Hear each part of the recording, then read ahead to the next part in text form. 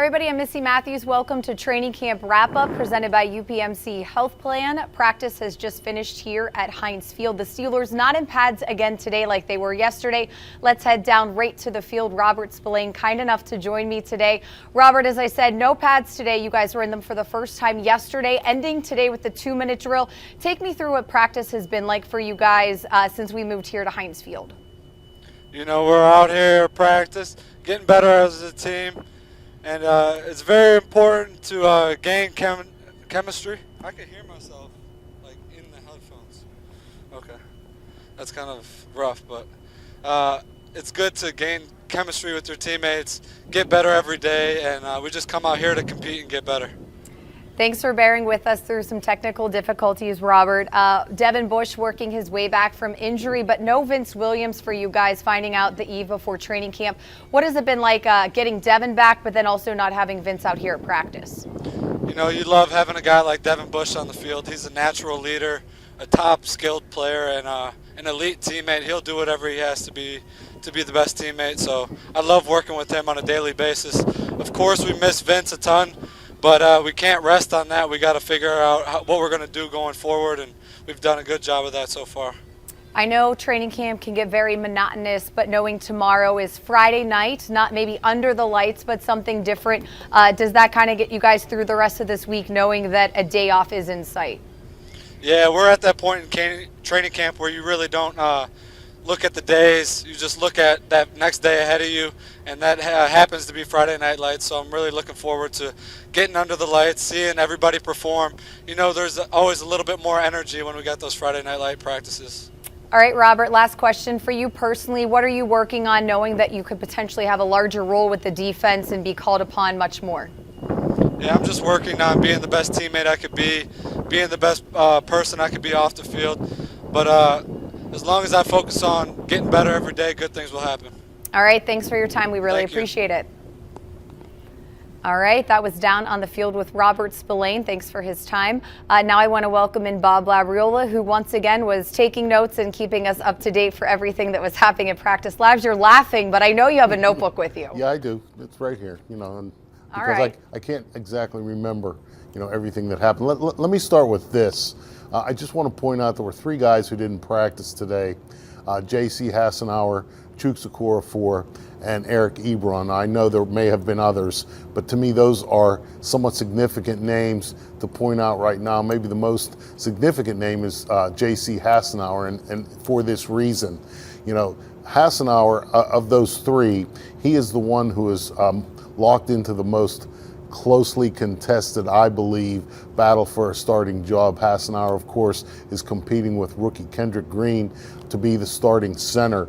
You know, this injury to Hassenauer has really kept him off the practice field since the Steelers moved from the UPMC Rooney Sports Complex to Heinz Field a few days ago. And all this is doing is allowing Green to take all the first team reps and build a rapport with the starting quarterback. And, you know, you just can't do this if you want to hold off a talent like Kendrick Green. Bill Cowher almost said. Mike Tomlin has already said that Kendrick Green will be the starting center for the Steelers in the Hall of Fame game, you know, against the Dallas Cowboys next Thursday. So, you know, if Green continues to play as well as he has and then acquits himself well in the preseason opener, it could be game over in terms of the competition to be the starting center. Now, when you go to the casino, Missy, and you're going to play craps, they always tell you that your lucky numbers are 7 and 11.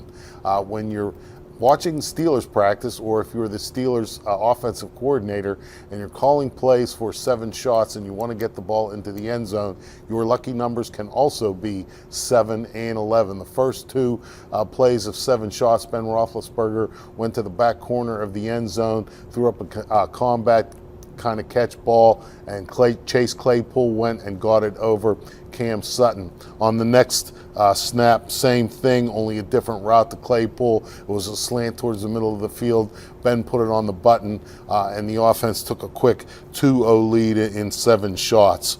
Moving on to some of the other drills. I would also term one of the competitive periods today as the revenge of backs on backers. Yesterday, we had backs on backers where the advantage definitely went to the defense because they got a running start on a offensive player who had to block them without cutting them and protect the imaginary quarterback. Today, it was backs on backers, only this time the defensive player had to cover the running back or the tight end all over the field with no pressure on the passer and no other defensive help. So while we saw yesterday Pat Freiermuth have a little bit of trouble with Alex Highsmith, today we saw Alex Highsmith have a little bit of trouble with Pat Freiermuth. Freiermuth had a nice period there. He got open a few times, made some nice catches. Another guy who kind of got a little bit of revenge was Marcus Allen, who had a little bit of trouble getting around Najee Harris, except for the first repetition. But this time he had good coverage on Freiermuth on one of the plays. Ben drilled the ball where he thought Freiermuth was going to be, but Marcus Allen was there instead. Could have had a chance at an interception, but it was Roethlisberger's fastball. It ended up bouncing off his chest. There were also, towards the end of that period, that backs on backers period, they were running 2-on-2 routes where there were two offensive players running routes against two defensive players. Most of the time, one of the routes would be short and the other one would be long. One of the things I noticed over the course of that was Ben Roethlisberger was regularly choosing to throw the deeper ball, and he completed far more than half. I would say maybe 3 out of 4 of those. So questions about his arm strength and or his deep accuracy, we didn't see any of that today in that drill. A couple of other notes. It was a period called first and second downs. The Steelers, they had revealed this a little bit yesterday, but you saw a little bit more of it today. And it worked especially well with Dwayne Haskins. Play action fake to the running back, do a little half roll to his right. There were 2 receivers on that side of the field. The quarterback had an opportunity to pick the open one and deliver the ball. Dwayne Haskins looked good on that. When he was rolling, he was accurate and on time. And then they would follow that up with a running play where the quarterback would take the snap and instead of faking the ball to the running back, give the ball to the running back. Najee Harris broke off a couple of nice runs in that period on that kind of sequence. And as Coach Tomlin said yesterday, Labs, just the ebb and flow of training camp. Somebody who might have been a bright star yesterday could have a bad day today, and we're going to continue to see that, obviously going from pads yesterday to no pads today. Tomorrow, Friday night, traditionally we do see pads. We will not know for sure. If you had to put your money on it, what would you say in terms of tomorrow? Pads or no pads? Yeah. All right, Labs, we have Coach Tomlin now down live on the field. Sorry to interrupt. Let's head down now. Tomlin is walking over as he will address this day of practice. Get back to work.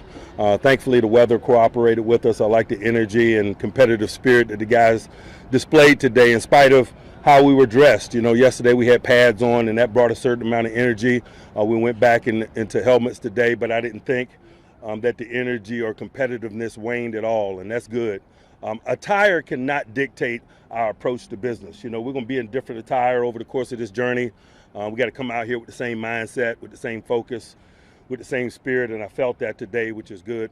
You know, we're excited about Friday Night Lights tomorrow, doing it in a different environment, raising the intensity, and hopefully have to deal with some noise and things of that nature. We're excited about getting in the crowd noise-like circumstances here in 2021, and it needs to be a part of our developmental process. Maybe tomorrow night challenge us in some ways in that regard that we haven't been challenged to this point. Got a couple of guys like we talked about. Ebron is dealing with his day-to-day elbow. Some other guys, Cody White with his hamstring. I just gave Joe Hayden a day. We'll mix that around through some of the more veteran players in an effort to preserve them. But really, it's less about preserving them, as I often mention, and it's more about getting additional exposure to some of the younger guys.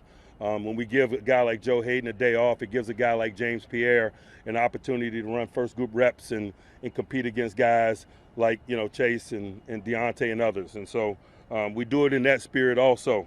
Jalen Samuels limped off, man. I don't know much about that. He's being evaluated. I think Dax Raymond, same thing at the very end in the 2 minute. So we'll deal with those things. It's a part of the process. We'll continue to roll this ball out, man, and hopefully use that as an opportunity to get better each and every day. Questions? Coach, there was a lot of 12 personnel today, 2 tight end sets. In the modern NFL, what type of mismatches can you create with 2 quality tight ends against defenses? I think more than anything right now, we're not necessarily concerned about that. We're just using it as an opportunity to get to know the tight ends. It's get to know us first, what we're capable of, what our best personnel mixes are, what creates mismatches from an athleticism standpoint. At some further point down the line, we'll start worrying about how we can use that in terms of attacking potential opponents. Mike, anything jump out at you, either 2-minute series, either side of the ball? I just like the competitive spirit. I like the communication pre-snap on defense. I like the way the quarterbacks were working to challenge them down the grass. You got to take calculated risk in those moments. You got to have a big play every now and then. I thought the play by Deontay when he reversed field and got out of the pocket of the defense and was able to get additional yards and get out of bounds is the type of play you got to have in those moments. It allowed us to get a chunk of real estate. It allowed us to preserve a timeout. All of that's critical in that situation. Would you have one timeout there? Yes. Like that last play, it sounded like you weren't happy with the lack of urgency by first team on that fourth down or the last play. At 15 seconds, we got to take shots at the end zone. When Minka tackled that guy in the field of play right there, the game's over, and we got to have that level of awareness. It was annoying, yes, but I also acknowledge that the learning process is part of this. And so it's an opportunity to teach, but some of those guys have been around a little bit, and so I expressed that feeling. Is that more on Matt or Mason at that point? It's everybody. Mike, It's everybody. TJ Watt's a guy that loves to practice high motor, all of that. When do you anticipate him being able to get out and participate? I'm just day to day, to be honest with you. Probably the same level of anticipation with some others, Stephon Tuitt and others. I'm focused on the guys that are working and their opportunities and the process that this group is collectively going through. Is TJ dealing with an injury or anything? I don't have to report injuries this time of year, so I won't. Mike, you always, as usual, do 7 shots open practice. Your offenses look like it's been winning more than its share of those recently. Do you foresee maybe thinking about going for 2 more often this year? I'm always open to that. When I feel comfortable with our ability to win those moments, man, I like to be thoughtfully aggressive, and so certainly. Mike, I haven't heard a lot of wows out of you on punting drills. Was 6 putting on a hang time exhibition today? Hey, man, he looked like Ray Guy a time or two, didn't he? Those guys have been battling, and we respect all the battles that are going on out here. So are the snappers. They don't get a lot of attention, but believe me, we value it. The guys are interested in how they're competing, and we provide a platform for those guys to distinguish themselves as much as we can. Mike, I know you're anxious to talk about this, so what did you make of the Rico Bussey experience today? He made a play or two, but Sexton made a play or two the other day, man. You guys didn't call Sexton over.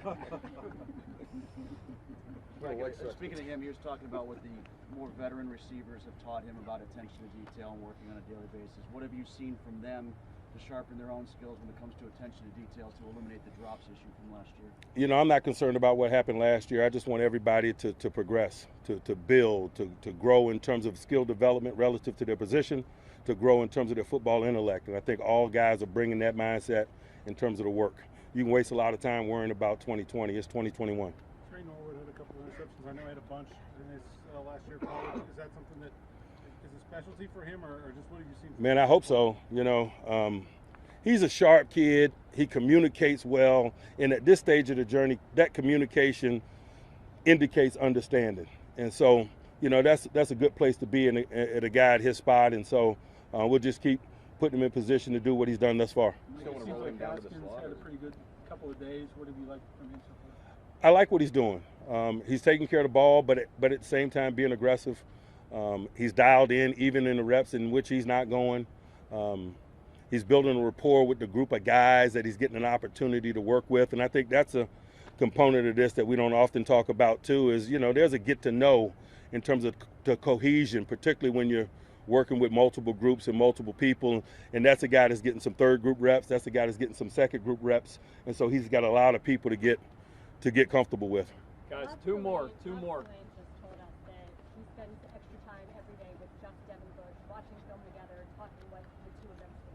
Why is that relationship so important? Why do the two of them need to be on the same page? You know, it's about cooperative work and communication in a tandem. And it's cool from my perspective because it's generational. You know, I watched it happen with Vince Williams and Ryan Shazier when they were young, and it's really kind of born out of that, and it's been passed down from duo to duo over the years in that room, and that's one of the cool things that happens in environments like this. One more. Would you still roll Norwood down to the slot, or is it, you know, if he's playing well at safety and there's other guys who are playing well at nickel, You know, position flexibility we value, but we're not doing a lot of that at this juncture. There's going to be plenty of time to move people around. We just wanted to get them stable at safety first. There's going to be opportunities for that. We're working some others and some of the sub-packet stuff. At the end of the day, we just want to know what all of them are capable of and have some flexibility there, and he's obviously one of those chess pieces.